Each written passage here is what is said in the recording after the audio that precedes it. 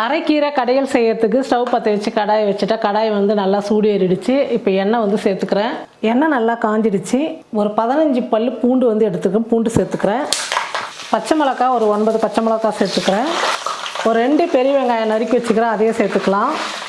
ஒரு 2 பெரிய தக்காளி. இப்போ எல்லாம் சேர்த்து நல்லா வதக்கிக்கலாம். நல்லா வதங்கட்டும். வெங்காயம் தக்காளியெல்லாம் ஓரளவுக்கு நல்லா வதங்கிடுச்சு. சின்ன நெல்லிக்காய் அளவுக்கு புளி எடுத்துருக்கோம், அந்த புளியை சேர்த்துக்கிறேன். ஒரு கட்டு அரைக்கீரை எடுத்துகிட்டு நல்லா சுத்தம் பண்ணி கழுவி எடுத்துக்கிட்டேன். இப்போ அந்த அரைக்கீரையை சேர்த்துக்கலாம். நம்ம வந்து பருப்பெல்லாம் போடாமல் புளி போட்டு வெறும் அரைக்கீரை தான் கடைய போகிறோம். கீரை வந்து ஒரு 2-3 நிமிஷத்துக்கு வந்து நல்லா வதக்கிக்கலாம். பாருங்கள், நம்ம கீரை வந்து கடாய் ஃபுல்லாக சேர்த்துக்கிட்டோம். நல்லா வதங்கி வந்துடுச்சு. இப்போ வந்து கொஞ்சம் மஞ்சள் தூள் சேர்த்துக்கலாம். மஞ்சள் தூள் சேர்த்து கலந்து விட்டுட்டு தேவையான அளவுக்கு தண்ணி சேர்த்து கீரையை வந்து வேக வச்சுக்கலாம்.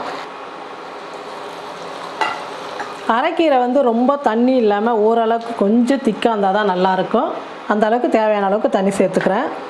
கீரை வந்து வேக வைக்கும் போது மூடி போட்டு மூடாமல் அப்படியே நம்ம வந்து வேக வச்சா தான் கீரை கொஞ்சம் பசுமையாக நல்லாயிருக்கும். மூடி போட்டு மூடிட்டோமா அந்த ஆவரியில் வந்து நமக்கு கருப்பாயிடும் கீரை. அதனால் நம்ம அப்படியே வேக வச்சுக்கலாம். கீரை நல்லா வேகட்டும். பாருங்கள், கீரை வந்து நல்லா வெந்துடுச்சு. இப்போ ஸ்டவ்வை வந்து ஆஃப் பண்ணிவிட்டேன். இப்போ பருப்பு சட்டியில் போட்டு நல்லா கீரை கடைஞ்சிக்கலாம். கீரை தாளிக்கிறதுக்கு தேவையான அளவுக்கு எண்ணெய் சேர்த்துக்கலாம். எண்ணெய் நல்லா காஞ்சிடுச்சு. இப்போ கடுகு சேர்த்துக்கிறேன். சீரகம் ஒரு 1/2 டீஸ்பூன் சேர்த்துக்கிறேன். கடுகு நல்லா பொரிஞ்சிடுச்சு. கருவேப்பிலை கொஞ்சம் சேர்த்துக்கலாம். ஒரு பெரிய வெங்காயம் சின்ன சின்னதாக கட் பண்ணிக்கிட்டேன், அந்த வெங்காயத்தை சேர்த்துக்கிறேன். வெங்காயம் வந்து நல்லா கலர் மாறுற அளவுக்கு நல்லா வதங்கட்டும். வெங்காயம் வந்து நல்லா வதங்கிடுச்சு.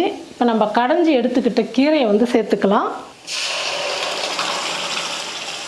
வெங்காயம் எல்லாம் நல்லா வதங்கின உடனே நம்ம வந்து ஸ்டவ் ஆஃப் பண்ணிவிட்டு அதுக்கப்புறம் கீரையை சேர்த்துக்கணும். கீரையை வந்து கொதிக்க வைக்கக்கூடாது. இப்போ இந்த கீரைக்கு தேவையான அளவுக்கு உப்பு சேர்த்துக்கலாம். நான் கடையும் போது வந்து உப்பு சேர்க்கலை.